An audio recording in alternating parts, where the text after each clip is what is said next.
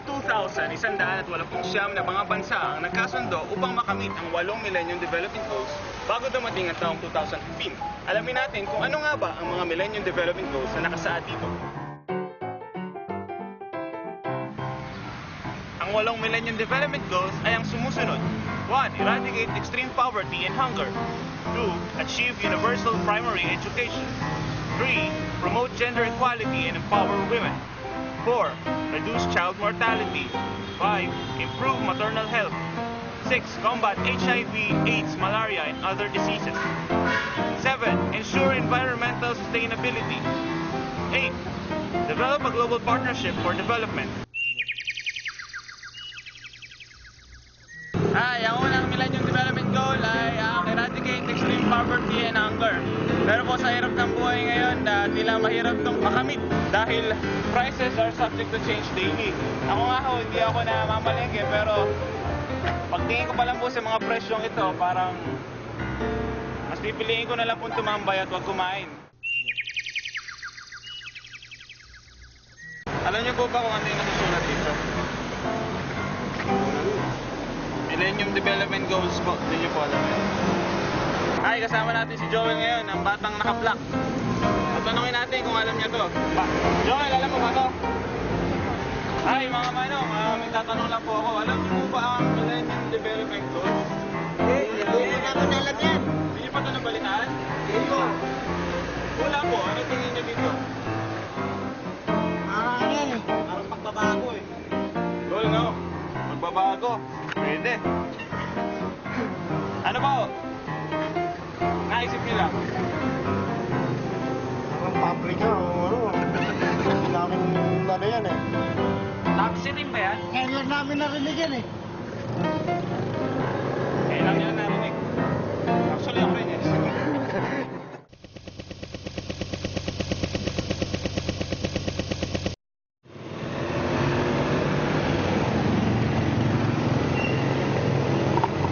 Sabi nila, ang tubig ay buhay. Siya nga, sa tubig lang ang nakikita natin dito, napakarami ng nabubuhay na organismo. At marami dito ay nakakapinsala sa ating kalusugan. Ayaw ko inumin. Siguro, sa init na rin na nararanasan natin ngayon, pawis na ako. Siguro kailangan man lang minsan panatiling malinis ang ating kapiligiran. Dapat ko, linis ko. Init.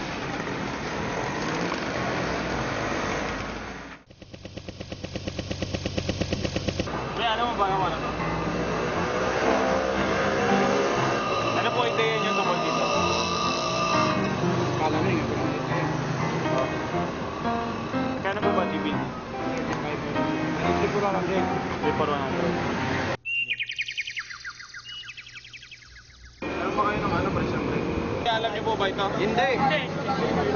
Ako naman kaya, alam mo ba yung Millennium Development Goals? Para saan ba yan? Para saan nga katanungin? Para saan ba yung yan? Isa po rito yung mawala yung kahirapan. At ako mga goal po, mawala yung kahirapan, mawala yung malinis po yung Tama. kapiligiran. Wala na yung kahirapan. Ano kinakain nyo?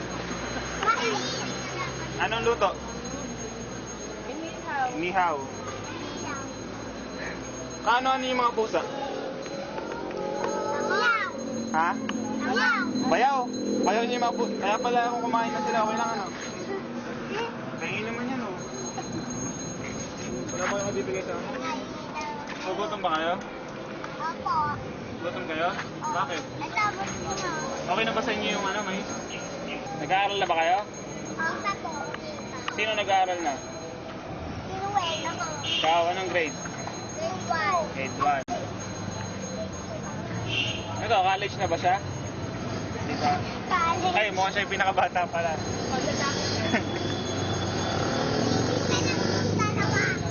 Kambal sila, kambal? Ito bunso, ito baby. Siya si bunso.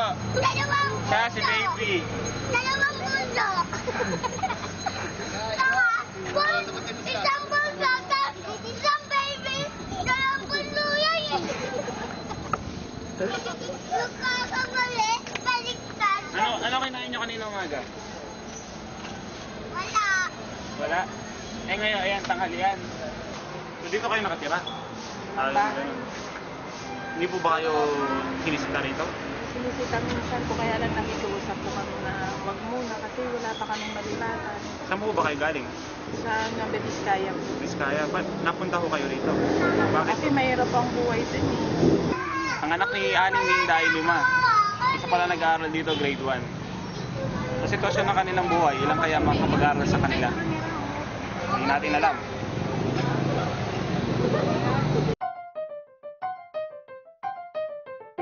Ay, nandito kami sa Giginto, Bulacan. Pupunta daw dito si President Gloria Macapagal-Arroyo. Hintayin natin. Try natin tanungin tungkol sa Millennium Development Goals. Ay, kasama nga pala natin ngayon si ma-interview natin hindi si Madam, ito si Shane. Shane, tingin mo talaga makakamit by 2015 itong Millennium Development Goals? It's possible kasi 2008 pa lang ngayon. Kasi ang ano niyan, ang layunin kasi niyan i-reduce ang kahirapan. So, it's achievable naman kasi sa kalagayan ng Pilipinas, we have gross national product 7%.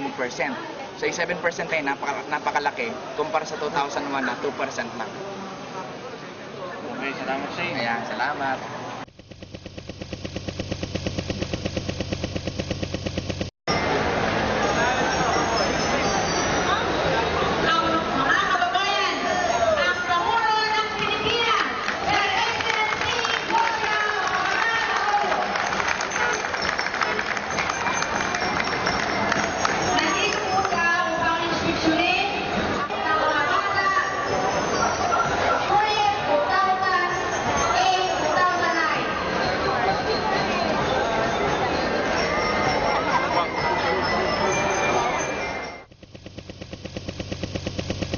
Hinahabol natin na lahat ng school-age children ay dapat na eskwelahan.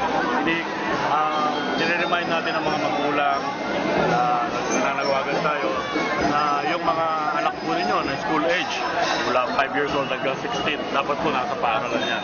Libre naman po ang public school. Sir, by 2015 po kaya talaga ma-achieve natin o We're trying our best. No? Maraming factors that come into play there. Yung nag-hire ng child labor, yung mga misunderstanding. Kaya ang gagawin this year nga, para walang misunderstanding na may bayad ang eskwela, no collection policy tayo.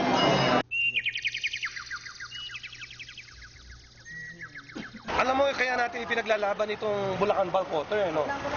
Ito kasing Bulacan Bulk Water yung sasagot sa lahat ng pangangailangan ng malinis na tubig dito sa lalawigan ng Bulacan. Sapagkat yung tubig na nanggagaling sa hanggat, na dapat naman talagang para sa atin, ay mapapakinabangan na ng bawat Bulakenyo. Ang nagiging problema kasi natin, masyado na natin inabuso yung groundwater. Ang Malolos, ang First District, maalat na tubig dyan. So kailangan mag-push through at makuha natin itong karapatan na to sa pamamagitan ng Bulacan Bulk. At now, we're 90% sure na matutuloy na itong programang ito. Sir, tanong ko lang po ulit, tingin niyo po ba makakamit talaga ng buong Pilipinas by 2015 ang access to safe water sa buong Pilipinas po? Alam mo, I cannot speak for the whole country, no? Pero ako sisiguraduhin ko within the next, hindi na 2015, but within the next several years, yung para sa Bulakenyo, yun sisiguraduhin na natin. Pansin nga natin na marami pa sa mga Pilipino ang hindi nakakaalam tungkol sa Millennium Development Goals. At tingin ng iba, hindi talaga natin makakaya itong makamtan. Siguro, ang solusyon dito, ipaalam sa marami pang Pilipino ang Millennium Development Goals at magtulong-tulong tayong lahat tungkol dito. Hindi na maalis sa atin, Bok, kahirapan dito sa Pilipinas. Bakit po tingin niyo?